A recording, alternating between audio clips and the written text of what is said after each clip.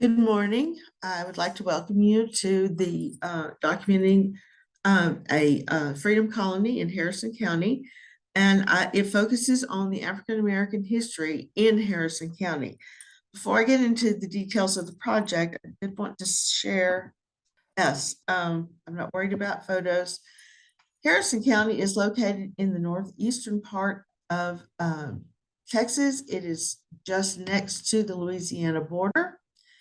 It was established in 1839 and it became a gateway county to Texas.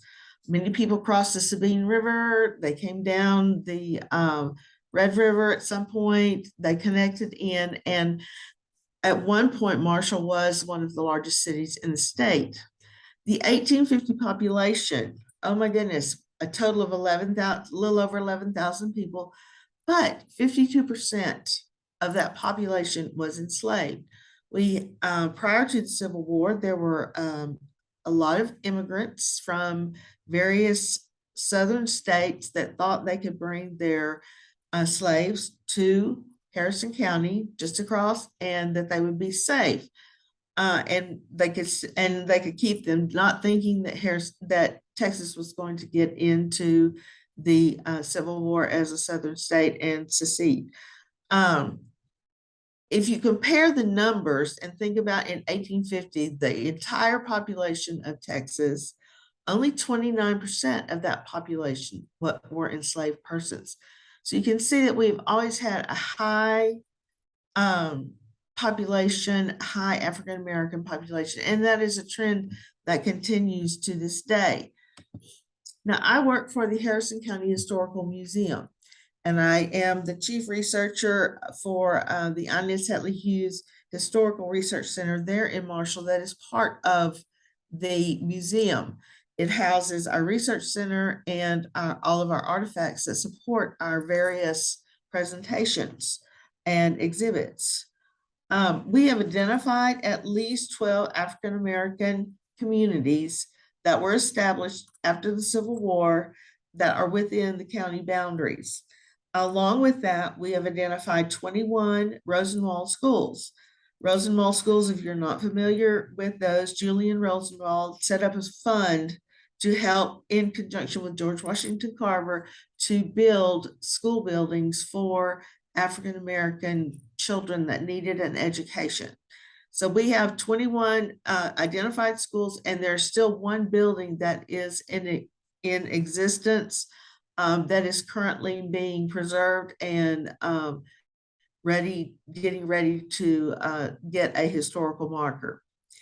In Marshall, we have Wiley College, which was the first college established for African Americans in Texas, and it was established in 1873. It was established as part of the Methodist Episcopal Church. We also have Bishop College that was founded in 1881 by the Baptist Home Mission Society. Bishop stayed in the area until 1961 when they moved to Dallas, and then Wiley College is still in existence and still educating students.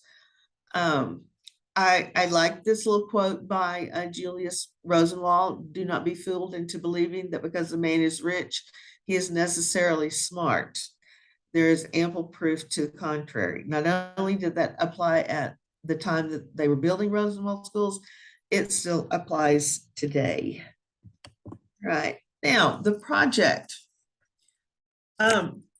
utilizing information from the Texas Freedom Colonies project that the presenter is in I think the first breakout room. They have identified several colonies that they have called freedom colonies.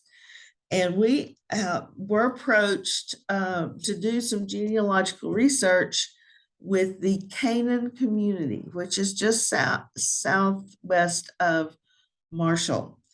It was a small community. They had a Rosenwald school in the area. They had a church.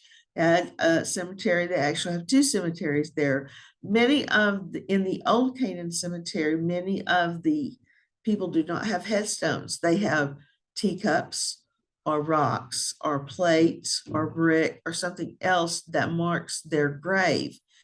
But we don't know who is actually buried in that grave. So we're going to utilize oral history. We're going to utilize local records, including death certificates, deeds, probate. We have done some land genealogy in identifying everyone who owned that piece of land. We have used some information from the East Texas Research Center, which is housed at Stephen F. Austin in Nacogdoches.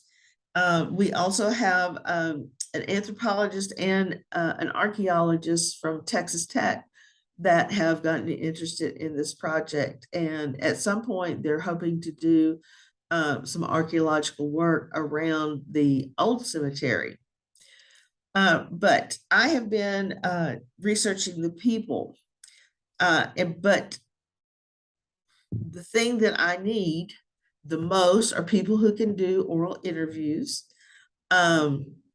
We have identified some local residents from that community who had ancestors in that community that we are going to train to do the oral interviews, but we always need more volunteers for that because there are quite a lengthy list of people that we've identified to speak with. So we're going to do quite a bit of training with them. And then we're going to have people that are going to be researching the records that I've talked about, particularly those that are in the county clerk's office. I am 2 blocks south of the courthouse, but running back and forth sometimes gets to be a little bit much just for me. So I'm hoping that we can get some people who have genealogical research experience to come in and help with that project. Any records that we have found that go with the project, we are going to be digitizing. We have a digitization project ongoing also at the Research Center, where we are doing many Harrison County records for different families. I love working at the Research Center. We just got in our building about 3 years ago. We were able to pull all of our collection together, and we are in the process of inventorying that collection. So I need volunteers for that because we're finding many things that we didn't even know we had because the collection has been so scattered for several years. So I love this this place. I'm not from the area. I don't have any direct contact there, but I do have family members, collateral family members that did receive land there. So I have researched their land, but I really want to this project with all of these groups that are pulling together. I think this is an exciting project for the community. This is our trial run with the Canaan community. They have been very open to working with us, and I am just so excited about what we're going to do and where this project is going to take us. We've identified at least 4 other communities that we're going to work on. One from out in the Lee area, out towards where in the southern part of the county, out towards Elysian Fields.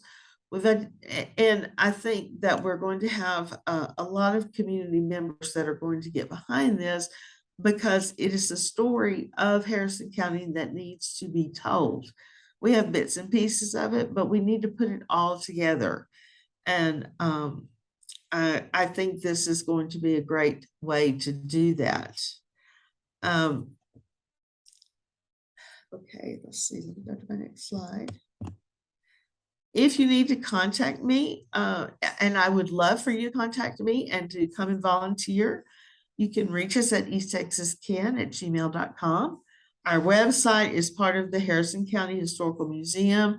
So the website for the museum is listed there. We also are very active on Facebook, and we post interesting things from the Research Center that we are finding. stories about the people and the places and the artifacts that were left behind.